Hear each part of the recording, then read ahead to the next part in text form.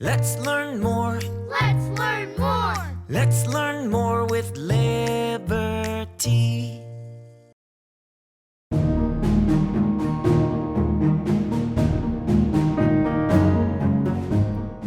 At one point in the Revolution, Washington and his troops surrounded the British forces in Boston, a fight known as the Siege of Boston. During this battle is where Washington secured his reputation as a military strategist. He realized that in order to stop the British, he needed to block the harbor. So, he sent Henry Knox to Fort Ticonderoga in New York to bring back its cannons to Boston.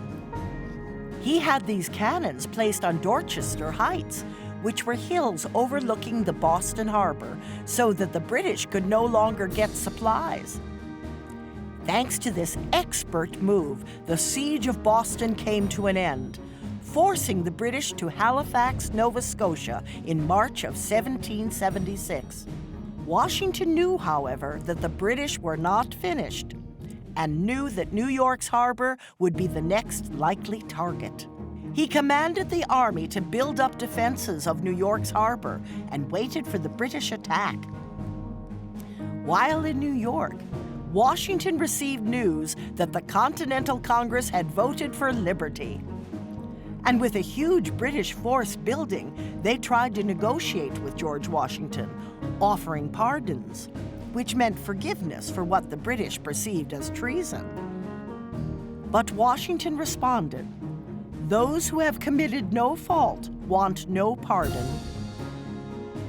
The Continental Army was overwhelmed. Many were either killed or captured, while those remaining were forced to retreat.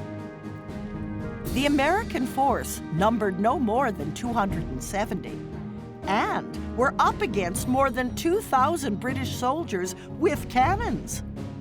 Despite this disadvantage, Washington was able to evacuate his remaining army of 9,000 soldiers without any significant loss of life.